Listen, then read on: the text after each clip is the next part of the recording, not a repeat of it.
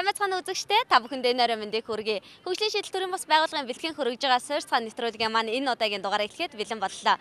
Тэгэхээр нэвтрүүлгийн багийнхан бид Багнуур дүрэгт хүрэлцэн ирсэн байна. Энэ удаагийн нэвтрүүлэг Багнуур дүргээс танд хүрэх болно. Тий өөр ингэсэн үлэмжтэй болно одоо тэгэл. Тэгээ бүлэг хамт олон ер нь ямар амжилтанд хүрдгийг тийм Азийн орнуудын туршлага судлаад За хөгжлийн шийдэл төрийн бас байгууллага дүүргийн халамж хөгжлийн хэл судал бид бүхэн хамтарсан зохион байгуулж байгаа. За хөгжлийн шийдэл төрийн бас хөгжлийн шийдлийн зөвлөгөөн болж захиралмаа суугаад тэндээс бол байгууллага өргөжүүлэх талаар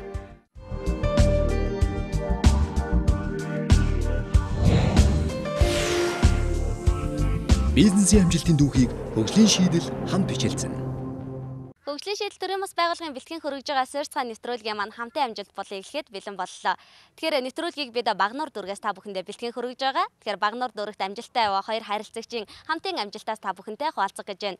Эхний харилцагч маань манай хүлэмж төсөлд хамрагдсан амжилттай яваа харилцагч, харин дараагийнх нь амжилттай яваа бүлэг холбоод байгаа юм. Ингээд энэхүү хоёр амжилтын түүхийг та бүхэндээ яг одоо үзүүлэх гэж байна. Хамтын амжилт болонд анхаарлаа хандуулно. Бизнесийн амжилтын дүүхийг хөгжлийн шийдэл хамт бичэлцэн.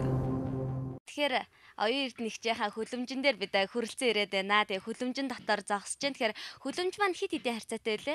Хүлэмж маань 16-гийн харьцаатай. Солонгос хүлэмж тийм ээ? Солонгосын хүлэмж. Ааха.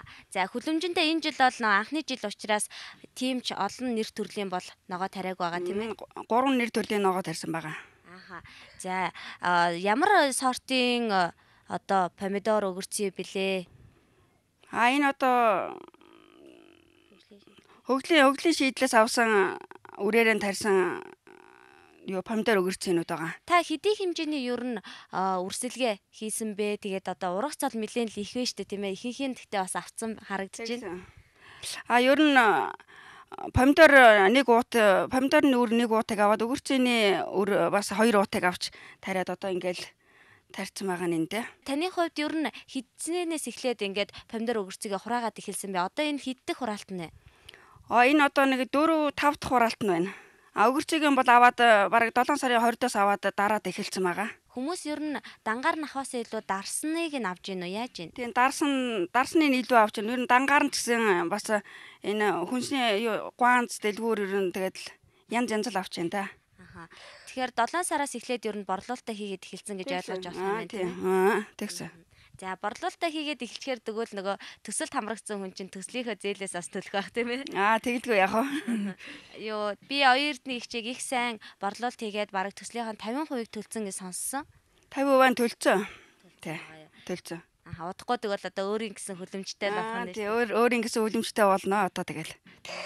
Тэгэл улам одоо ногоогоо өргөжүүлээд хавар одоо улам их ургац авахын төлөө явна да. Хүлэмж төсөлд хамрагдсан оюун эрдэнэ хичээг анх яаж төсөлдөө хамрагдав? Би гудамжинд явж байсан чинь улсууд ингээд хаан баян хөгжлийн шийдэл хоёрын хамтарсан юм нэг хүлэмж орж ирэх гэж байна. Одоо тийм юмд хамрагдахаа явж байна гэдгийгсэн. Тэгэхээр би тэр хүнийг дагаж очиод энэ хүлэмжний юунд одоо шалгалт өгөөд тэгээ тэрэнд нь би бас тэнцэндээ бас их баярлж явдгийн штэ бас.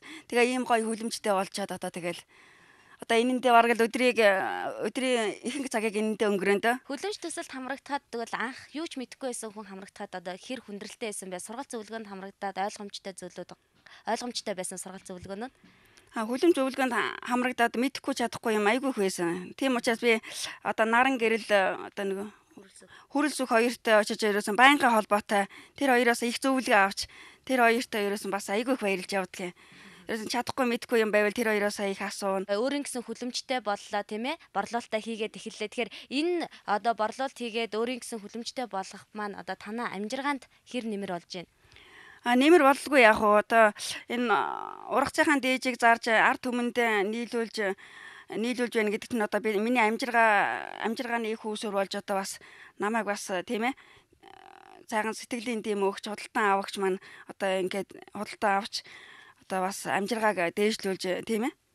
Тийм учраас одоо би энэ манай амьдралд бол ерөөсөө нэлээ нэмэр болж гин гэж бодож байна тий. Нэмэр болж гин тий. Багнуур салбарынхаа харилцагч хүлэмж төсөлд хамрагдсан оюун эрдэнэ хичээн хүлэмжин дотроос одоо бид бүхэн хамтын амжилт болонгаа та бүхэндээ хүргэж байгаа. Тэгээд би үзэгчдийн хамгийн гол нь бас хүн мэдгүй чадахгүй гэхгүйгээр бас сурах тийм ээ ирмэлзэл байх юм бол өөрөө хичээх юм бол бас амжилтанд хүрэх боломжтой шүү гэдгийг хамгийн гол нь оюун эрдэнэгчийн амжилтаар харуулъя гэж бодсон юм аа. За баярлалаа. За баярлалаа.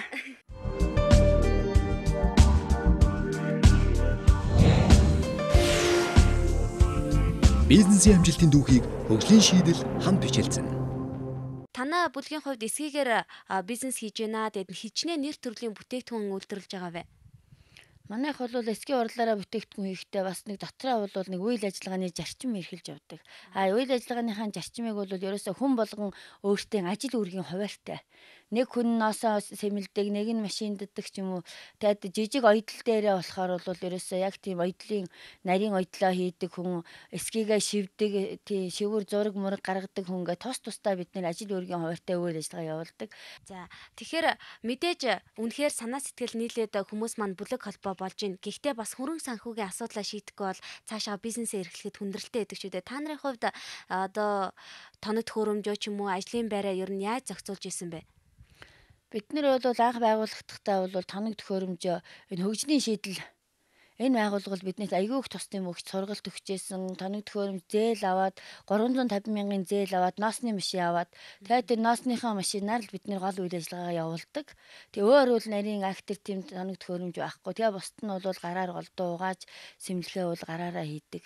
Тийм болохоор бол бид нэр ерөөсө хөгжлийн шийдэл бол биднэрт анх их усүрийн тавихт бол их тус болсон гэж бодож байна. Тэгээд ер нь бол янз бүрийн сургалт, ногооны сургалт, тэгэл ногоо даршлах, хадгалах, тарих ургуулах бүхэн сургалтанд бол эднийхээр тестаралан хамрагдаж ирсэнээс бид нэр манай бүлгийн гишүүд бүгд хашаандаа бол мод жимсний мод тарьсан. Тэгээ цаашид бүгдээрээ бол нийлээд хамтраад талын толгойд бол бид нэр 3 жил дараалан нэгдсэн журмаар бол бүлэг хамт олноороо бол 2-1 га газар бол төмс тарьсан. Төмс тариад бол төмсөө бол бид нэр хувааж авахд доотлын айл бол 3 шуудаа төмс санагддаг. Тэгээ бид нэр тэр айл хэрэглээд илүүгээ бас өрхөөгөө орлогыг нэмэгдүүлээд бас зарж борлуулдаг. Энэ бол бид хэдийн хамтарч ажилланы атус бас өрхийнхэн амьдралд бол их нөлөө, эерэг нөлөө үзүүлж байгаад бол бид нэр маш их баярлж явдаг. Тэгэхээр мөнгөтэй ягч маань бас Азийн орнуудын бүлгийн уулзалтанд Тайланд руу яваад ирсэн гэжсэн тийм ээ. Тэгэхээр энэ тухайгаа үзэгчдтэйгээ хуваалцаач.